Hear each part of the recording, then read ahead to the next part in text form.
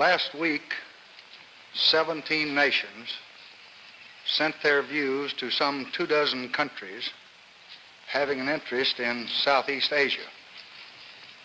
We are joining those 17 countries and stating our American policy tonight, which we believe will contribute toward peace in this area of the world.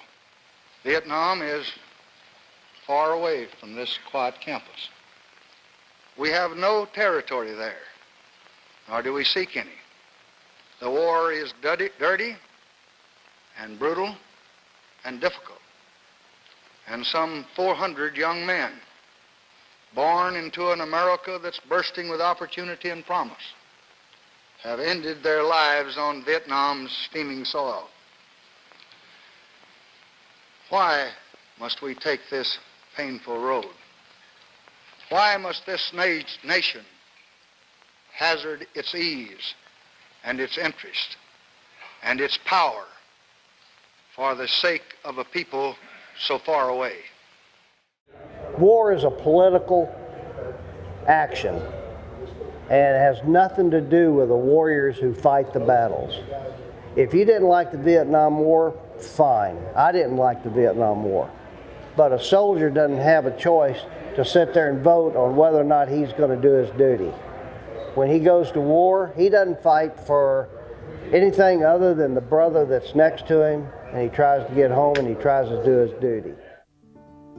On March 8, 1965, 3,500 U.S. Marines were dispatched to South Vietnam to provide protection for the U.S. Air Force bases located there.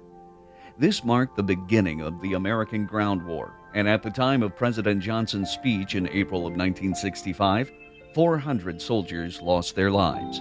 By December of that year, the numbers of U.S. troops in Vietnam grew to 200,000. By the time the U.S. withdrew from Vietnam in April of 1975, some 2.7 million U.S. soldiers had been deployed to Vietnam.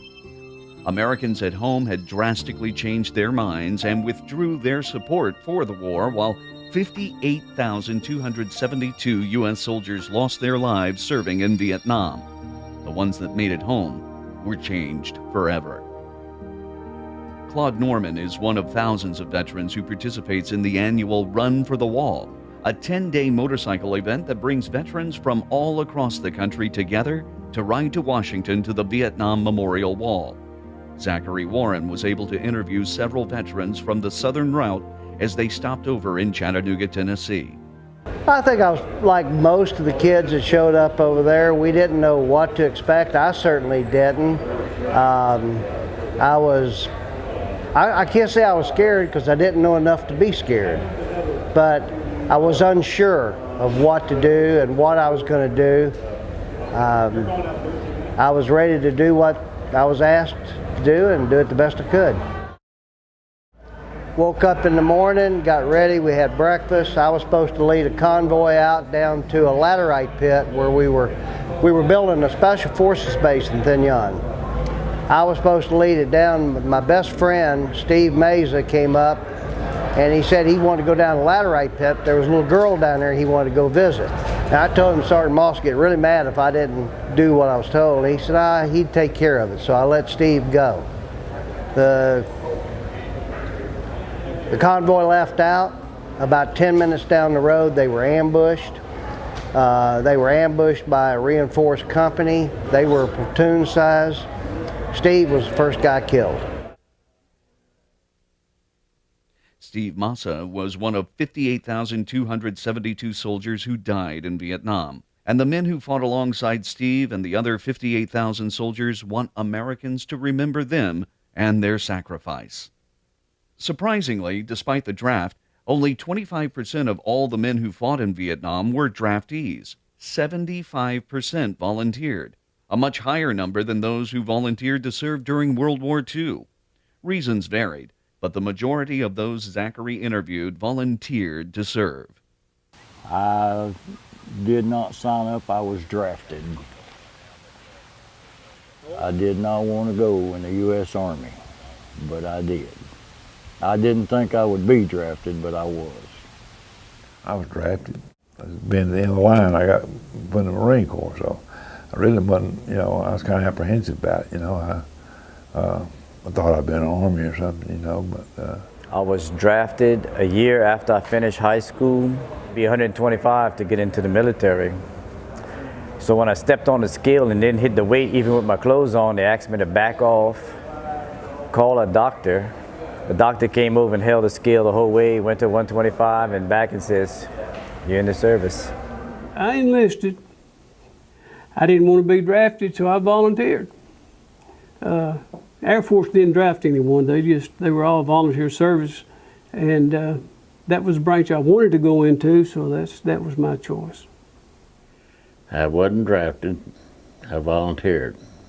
I had a brother that was already in, and I volunteered for brother duty. Well, truthfully speaking, to get away from home. I volunteered. Judge gave me a choice. He said either he was going to put me in reform school or I could join the Army. I signed up to go into the Air Force because I didn't want to get drafted, and decided that, well, the numbers were getting close to me, so I decided to just go ahead and enlist. I signed up. I was at Parris Island 9 days after I turned 17 years old. 3 more of my friends went up to the U.S. courthouse here in downtown Chattanooga and was going in there to you know, check out the Army. And we walked by the Marine Corps recruiter's door, and he had, "Hey, you bunch of punks, grab that bucket of guts and come on in here if you think you're man enough." And I was not drafted. I volunteered because I wanted to go. Halfway through my first tour, my wife sent me a letter from my draft board. So I was being drafted into the Army while I was in the Air Force over in Vietnam. So I sent the letter back and said, I'll be late for that. Went in the Army in 1969, and it was at the period of time when the draft was still there, and my brother was over in Vietnam. He's 2 years older than I am, and I wanted to serve because I felt that that was what needed to be done as a patriot and as a person who loves this country. So I did. I volunteered for the draft. The young men who fought in Vietnam left the only home they knew and entered a land half a world away. Instead of the peace that they knew in America, this was a strange land that had suffered from 20 years of war. And these kids, fresh out of high school, were thrown into an environment that would change who they were forever.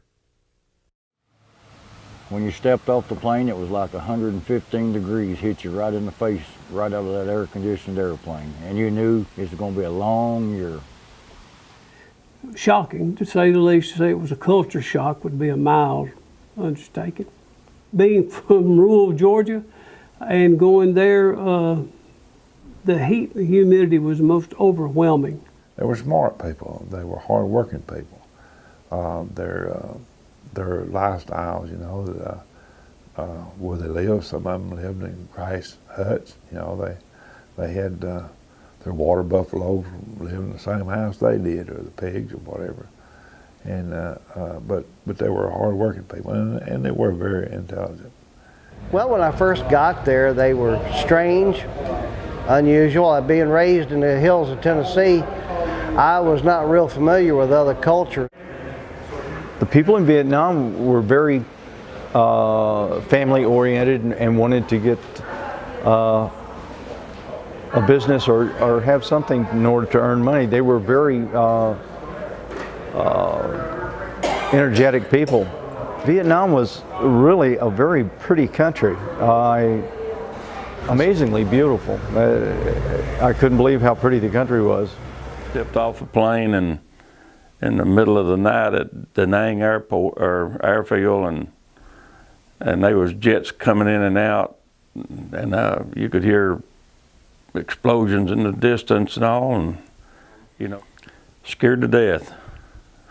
At first, I thought they were just using us. Then I got to watching them, and I thought, how in the world can they put up with, you know, all this going around because they'd been fighting ever since back in the 40s with the French. And then here we was coming there in the early 60s, and they're fighting again. Those people have been fighting for years and years. They was hardcore veterans, and we was a bunch of young green Americans that, and when I first got to Vietnam, I got off the airplane and I felt lost. Pardon me. Totally lost. You couldn't tell Viet Cong from a Vietnamese. An example of that is we had a Papa San that cooked for us and washed our dishes, and a Mama San, his wife, that washed our clothes. And one morning she came in to work with a knife and tried to stab some Americans. So after we got her down and they asked the questions, the night before we shot her husband. So he worked for us, and at night he was shooting at us. So it just gives you an idea of how difficult it was to decide who was good and bad. During the interviews, veterans were asked questions concerning their experiences during Vietnam and were given the option of answering in a way they felt most comfortable. Several retold PG versions of some of the experiences they endured, while a few others felt they didn't want to discuss their experiences in Vietnam at all. My most vivid memories in Vietnam, and would I like to share them? The answer would be no. I had post-traumatic stress disorder, and some of the things that I did in Vietnam is nothing I'm proud of or wanted to do, but had no choice. Probably another one, we had a lot of combat experiences, you know, but one thing I guess that I remember really well that stuck in my mind is, wasn't that I got hurt or someone else got killed, but we just got in some inflatable things where you can sleep on. Really looking forward to get a good night's sleep on. Still sleeping on the ground, sleeping on that. Well, it got dark good, you know, we got hit by mortars. And a mortar hit about, I think we measured about 18 inches from our hole where we were in. But it really made me mad more than anything because they blew up my air mattress, you know, and blew it full of holes, you know. I got to sleep on it, but wasn't in the area. It had been let out, so. The one thing that I can never get out of my head is Easter Sunday, 1967. The company and the outfit I was with started the hill battles at Khe Sanh. It's a historical fact with the Marine Corps, just like the Chosin Reservoir and Iwo Jima. Wasn't near as bad a battle as those other two, but we started the hill battles, and we were so decimated and tore up that when we did get back into the perimeter at Khe Sanh, they had to send us back to Dong Ha to get new replacements because we lost so many men, and there was only like 11 of us out of a platoon of 37 that wasn't killed or wounded. That's a memory I can never forget. I mean, I lost a lot of good friends. After Khe Sanh, we went to Con Tin, which was another hot fire base, and we did a couple, 2 or 3 operations across the DMZ over into Vietnam, North Vietnam, and on one of them in particular, we was coming back, and our platoon had got across the DMZ, and because we was under sniper fire, and then a young man got hit right out in the middle of it, and my corpsman hollered and said, "I'm going to get him." Nobody else was making any move from his outfit, so me and Serge J. Mellon, the corpsman, and Mac P. Mohammed went out to get this man. Well, we went out to cover the corpsman. And during this process, that's when I was standing up to putting fire down to where it looked like the sniper was shooting from, and they must have been 2 of them because there was one on the other side dinged me in the right buttocks. But we did get the man out from under the fire and all, and Serge J. Mellon, I don't know, I left before he did, and I don't know what happened to him, but Mac P. Mohammed was killed shortly after I left. And I went through boot camp with him. I'd known him for going on 2 years, and he was killed shortly after that. He was from New York City, a gangbanger that was trying to straighten his life out. I don't know, I guess your first impressions, your first firefight. And bullets going in, bullets going out, and it's pitch dark, and you're just hoping that you're hitting them because they're hitting some of your guys. But the next morning when it's all over, or when daylight comes, there's no bodies, there's blood out there. But so you hit some of them, and your guys got on a helicopter and medevaced out. Firefight at night that lasted basically all through the night. And it was so intense that they had flare ships come in and drop flares up there to light it up. And then it got so intense they called what we called Puff the Magic Dragon. It's a C-130 or C-47 with mini guns, and they tell you to get in the bottom of your foxhole and put a red lens on your flashlight and shine it straight up in the air, and everything outside of that red dot circle, it's over. Every square inch of a football field when they start shooting, that's how much it covers. We came down out of the mountains, and we were stopped in a little area, had a stream running through it, and it was going out, emptying into rice paddies.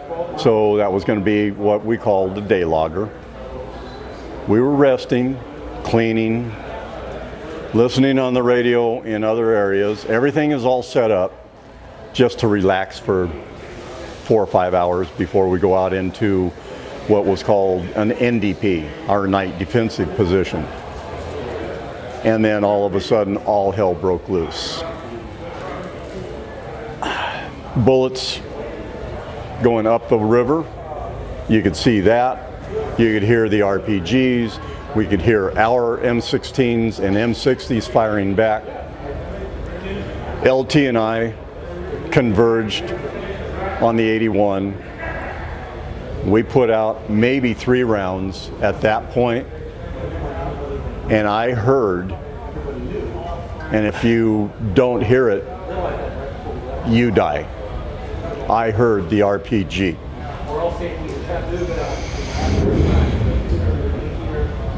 My LT went down immediately. He had taken right across the face. My whole world almost ended at that point, but bang, like that. Instincts kick in. You got to continue doing what you're doing until you either get shot or can't do it anymore, or the firefight is all over.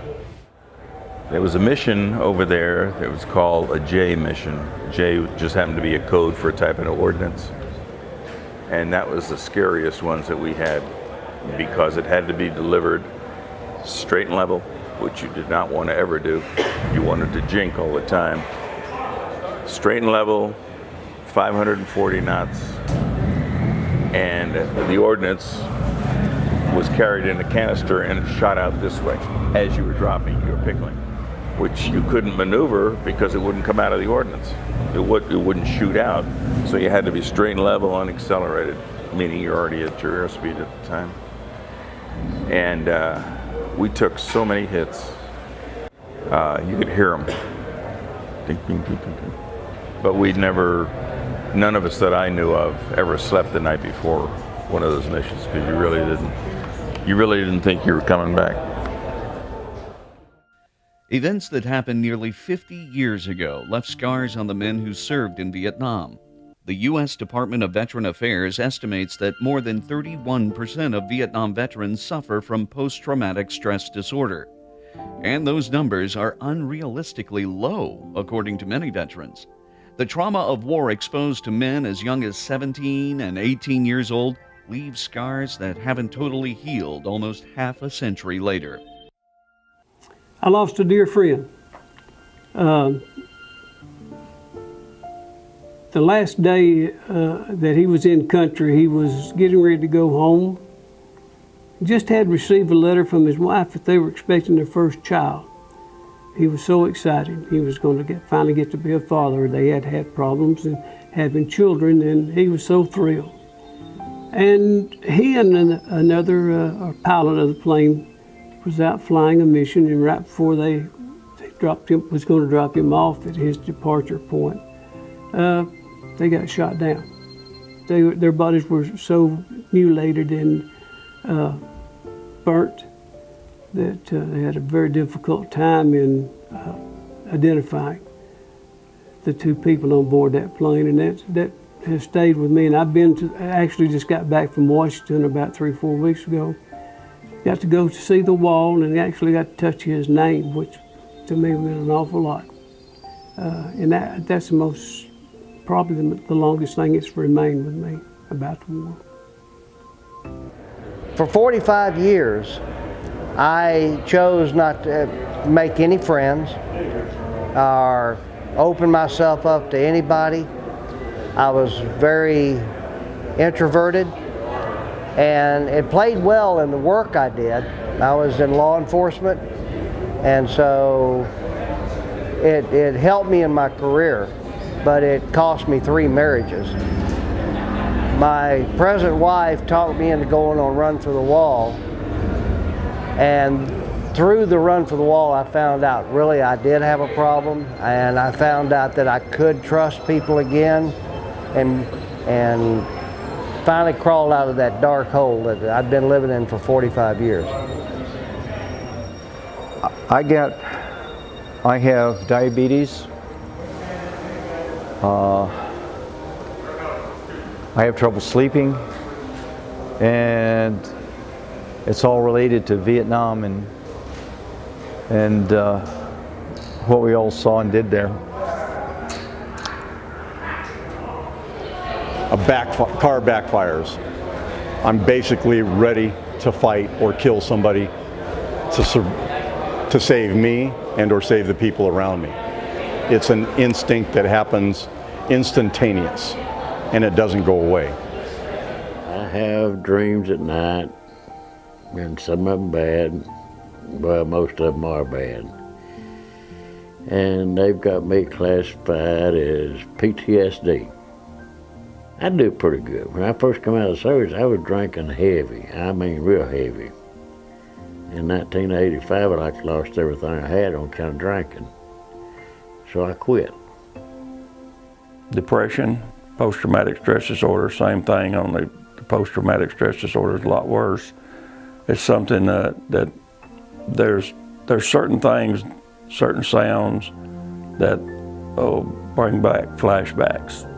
Had a person, some fool up in Lowe's a year or so back, blew a police whistle, and I'm on the deck. Then I jumped up, it made me so mad, I said a dirty word and said, "Where's that guy at? I'll wring his neck." And everybody's looking at me like, what in the world? Scared my wife to death. She had never seen a daytime flashback. And that's the way the Dinks control their troops at night. And then during the day, they used whistles. And that just brought back a memory of Quezon, because they used whistles up there too. Lasting effects of Vietnam, yes. I am 100% disabled for PTSD. I'm 70% disabled for back and neck injuries and all kinds of things. And I have a service dog at home that helps me get out, you know. Loud noises. Something pops real loud, I'm on the floor. I don't like to be that way, but that's the way it is. It's you can't see PTSD, but it's there. The day that every veteran looked forward to after serving the country they loved was coming home to their friends and family. However, because of the strong views of many citizens in the U.S. about the war, returning heroes received less than a hero's welcome at our nation's airports. I was sort of worried when I first got out to come back home. Because the first thing it told us said, well, be best if you didn't wear your uniform. Well, I was proud of my uniform. That's what I mean. It's, well, people are protesting, spitting on people coming back. But yeah, I really felt great about being back. I wasn't pleased when I got back in the way we were received when I got back. You know, you couldn't get anybody to take you to the airport in California there. That's where we come back to. And we had one of our Marines there that was on base, took us to the airport. The cab drivers wouldn't even take it, you know, and because of the particular political situation, you know. I was pissed off.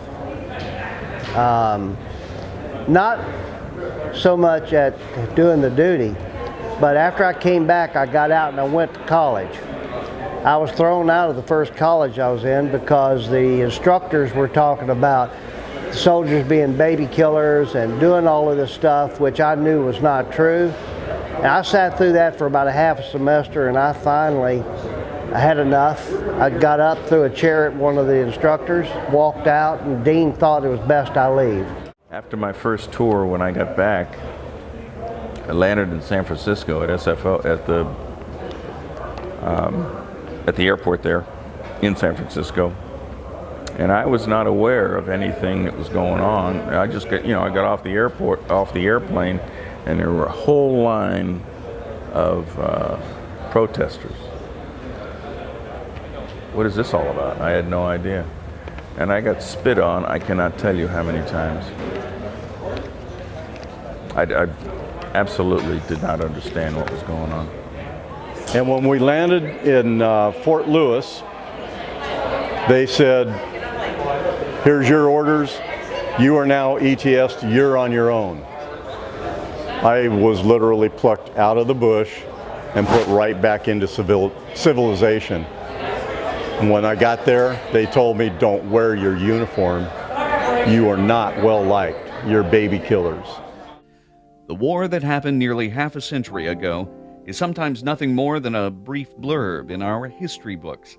Veterans who fought in this war and lost friends in the battlefield do not want Americans and today's youth to forget the sacrifices that were made, and they have sage advice for the young people in America. I don't think it should be forgotten like a lot of stuff is being handled these days, and I don't want to ever see it happen again. I don't want to see the draft again. Draft, back in the day, I guess it worked, but we got way too much modern equipment to ever have to have a draft. We can do it from the air, whatever. There's no sense in young men dying, and they still are, I'm sorry to say, but they still are. But it can be handled from the air. It has always been portrayed as a war of losers. There's 50-something thousand names on that wall in Washington, D.C., and none of them are losers, believe me. They all gave everything they had. My hopes and prayers is that the generation, your generation, and the ones coming after you will not let these memories be forgotten as time goes on. The GIs and the people of that time and that era went and did what they were told to do without question. You know, we've been in war since 9/11, and so many of our young people are deploying massive amounts of times, and I hope they don't get down on our country like the protesters did during the Vietnam War. We were treated really bad, the Vietnam veterans were, for a lot of years. But that being said, the Vietnam veterans right now is the very reason that these young veterans and these future veterans has got the benefits they've got now, because we have went to war with our government on benefits and rights. I'm not mad at anybody, and I want our young people to not be mad at the nation you're fighting, be mad at their leaders. The leaders are the ones that start wars. They're not the ones that fight them. It's young people like yourself and a lot of others. And that's the sad fact of it all. One of the favorite sayings out in the bush. Politicians are always fighting for peace, but I'll be damned if I'll ever see one die for it out in the bush. I wish the younger people would learn more about it, maybe experience some of the bad things they went through, and think twice before we go to war, because it's really devastating for the people that are sent there. Today's soldiers have not had to endure some of the hardships that veterans from Vietnam experienced. And whether or not our citizens in the U.S. support our ongoing conflicts abroad, the general public doesn't blame the soldier for a war that the politicians support. However, our Vietnam veterans express their continued frustration with how our government continues to treat the men who have fought and bled on the fields of war that the government has created, and have one simple desire: take care of the young men who have given all to a country they love. The worst part is not being able to get any help from the VA. I got out in 68. I tried in the 70s. They told me, well, you have insurance, you won't qualify. I tried in the 80s, got a divorce. I knew I had a problem. I had serious problems, couldn't get any help. I tried getting in around 2000, no luck, and I gave up. I just thought I would never get in. And I met some friends. They told me about Run for the Wall. I joined Run for the Wall and met a lot of great brothers, Vietnam vets, and they told me, you never give up, keep going back, and they gave me some good ideas of how I could proceed to get medical help. It's really devastating for the people that are sent there and come back with no help. I'm done.